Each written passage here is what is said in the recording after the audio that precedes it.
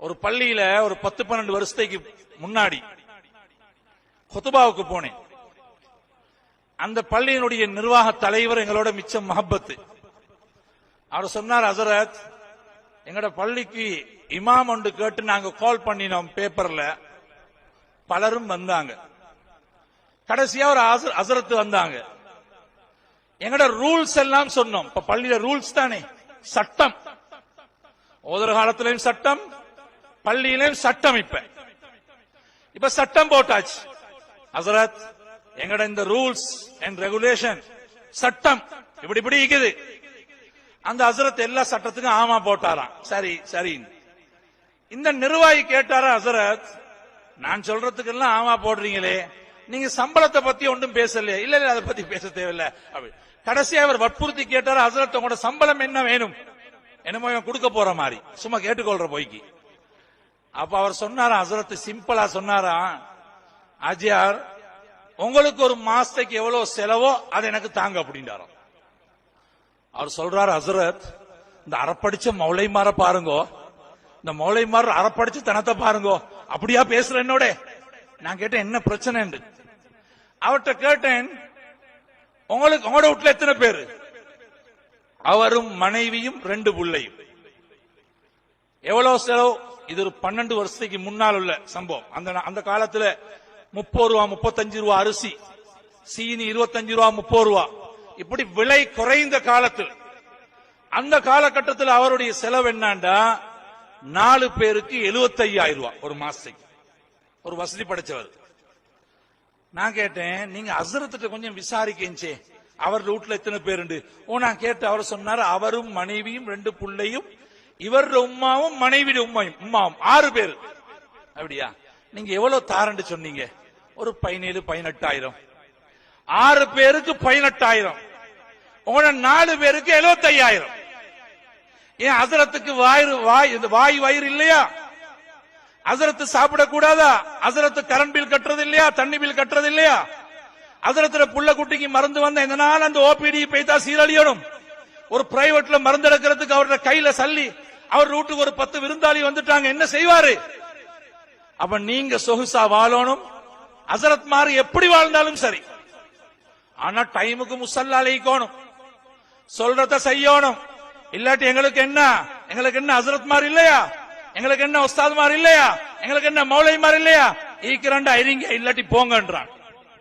ஒழுக்கம் கெட்ட நிர்வாகிகள். உலமாக்கள்கிட்ட சொல்றான், ஒரு 3-4 மாசத்துக்கு முன்னால ஒரு பள்ளியினுடைய விடயத்தை கேள்விப்பட்டேன். அந்த நிர்வாகி மௌத்துக்கு முன்னால் அல்லாஹ் அவனை மன்னிக்கணும், பாவம். ஒரு இமாம்கிட்ட சொன்னாராம், ஹசரத்துக்கிட்ட. அவர் சொன்ன வார்த்தை பெரிய பயங்கரமாய்க்குது. அடைந்து பேசுகிறான் ஹசரத்துக்கு.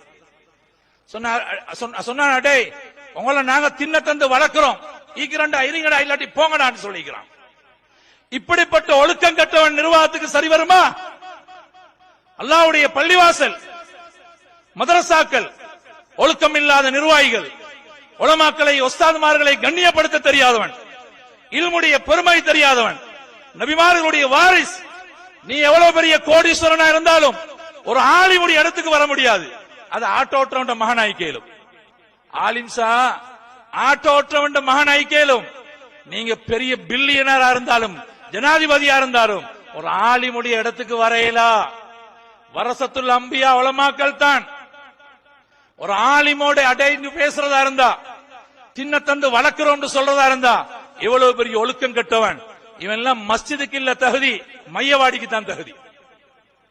அல்லாஹ் நல்லடியார்களே, இன்றைக்கு உலமாக்களை மதிக்க தெரியாதவர்கள் நிர்வாகிகள், உலமாக்களுடைய கஷ்டங்களை நஷ்டங்கள் தெரியாதவர்கள், உலமாக்களுடைய சந்தோஷத்துல துக்கத்துல பங்கு கொள்ளாதவர்கள்.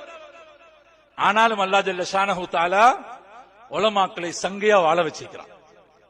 சின்ன சம்பளம் எடுத்து புள்ள குட்டிகளை கௌரவமா வாழ வச்சிருக்கிறான். உலமாக்களோட புள்ளைகள் பிச்சை கேட்டாங்களா? எங்க சார் சீரழிகிறாங்களா? அல்லாஹ் நல்லடியார்களே, எல்லாரும் ரொம்ப கவனமாயிக்கணும்.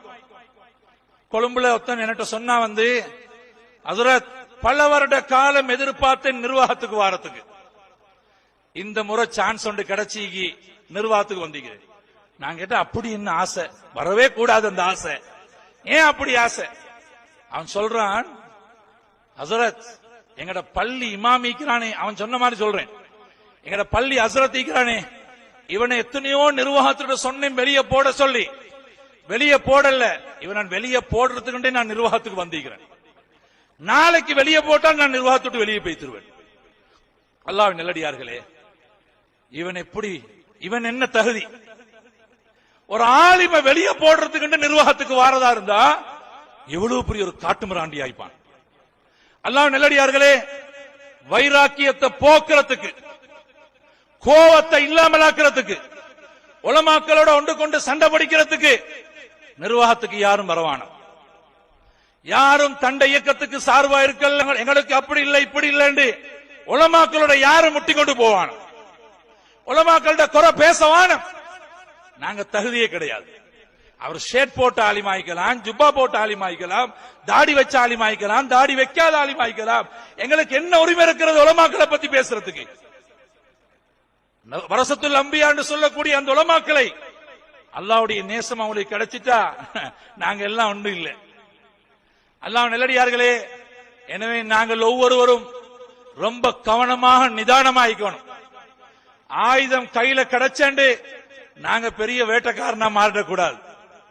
அது எந்த நிர்வாகம், மதரசா நிர்வாகமோ, பள்ளி நிர்வாகமோ, அல்லது ஒரு கடையினுடைய நிர்வாகமோ, யாரா இருந்தாலும் தனக்கு கீழே உள்ளவர்களை மதித்து கண்ணியப்படுத்தி கௌரவப்படுத்தி அவருடைய கஷ்டங்கள் நஷ்டங்களை எல்லாம் விளங்கி நாங்கள் எங்களுடைய வாழ்க்கையை வைத்துக் கொள்ள வேண்டும்.